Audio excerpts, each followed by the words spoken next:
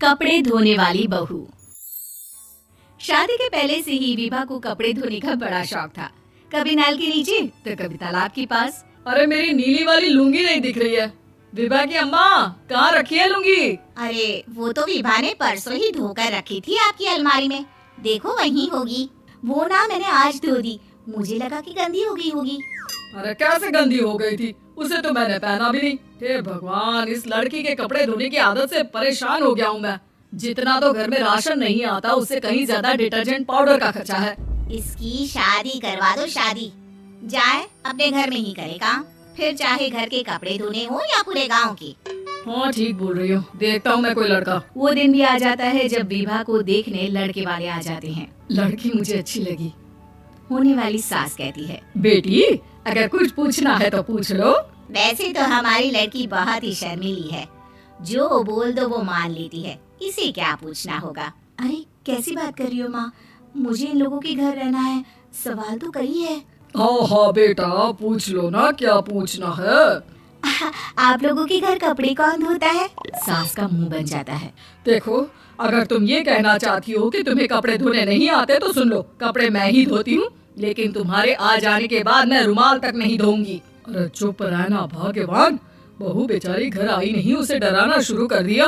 वो क्या है ना बिटिया, अभी तक तो ये कल्लू की माँ ही धोती थी, लेकिन अब तुम्हारे पापा तो दहेज में वॉशिंग मशीन देंगे ही। तभी विभा की माँ बोल पड़ती है, सवाल भी पूछा तो क्या। वैसे भाई साहब, मशीन की तो फिर भी कपड़े धोने की कैपेसिटी होती है, मतलब जो बिटिया दे रहे हैं ना विभा, इसे कपड़े धोने का बहुत शौक है। ये आप लोगों की क्या, आस पड़ोस गांव मोहल्ले सबके कपड़े धो दे और उफ तक ना करे। बाहर देखा नहीं आपने कितने कपड़े सूख रहे हैं, सब हमारी बिटिया ने ही तो धोए हैं। बस भी करो ना माँ, शर्म आ रही इतनी तारीफ सुनकर। और तो और एक दाग निकाल कर दिखाओ तो मान जाओ। हाँ अच्छा, माफ करना बेटा, मैंने गलत समझा।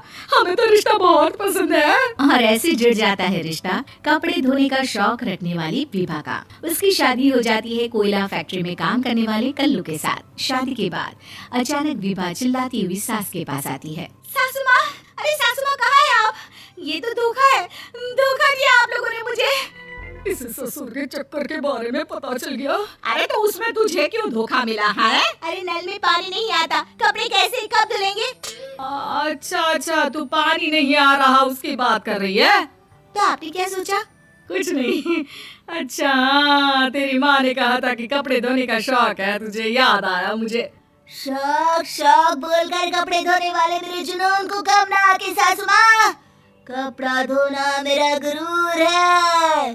तभी पति भी वहाँ आ जाता है। अभी मैंने इसे सनी देओल की फिल्म दिखाई है, उसी के डायलॉग मार रही है माँ। अच्छा सुन, साफ बता रही हूँ, पानी सुबह 4 से 6 और शाम को 10 से 12 आता है, समझी?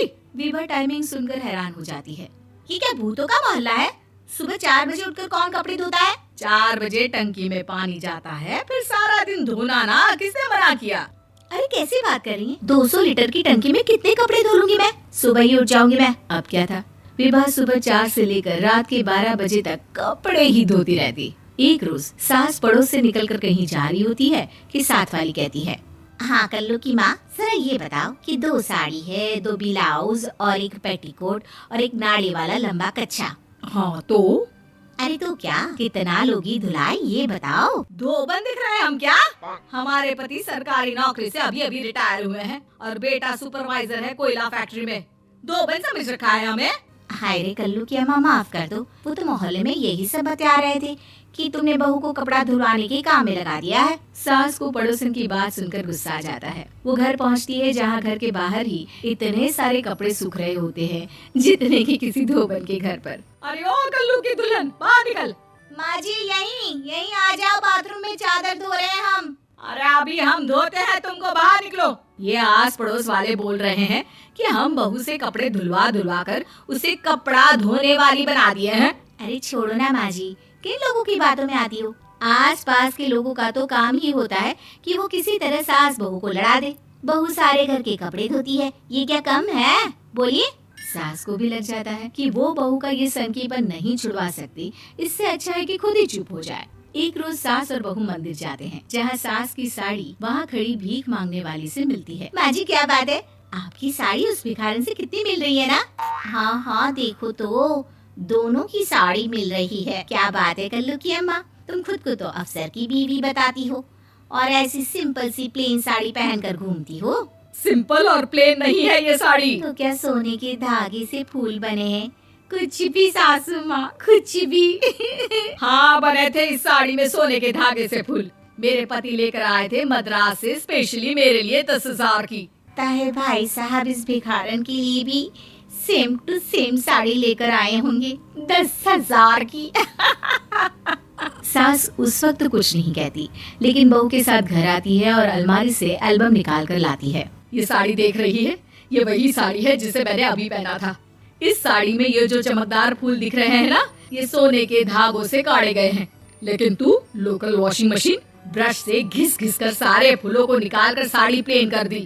मुझे माफ कर दीजिए सासू माँ। और तो और, जब मैंने तुझे तेरी गलती के लिए कुछ नहीं कहा, लेकिन तूने तो सबके सामने मेरा मजाक ही बना दिया। क्यों? बहू को समझ में आ जाता है कि अब से उसका कपड़े धोना बंद।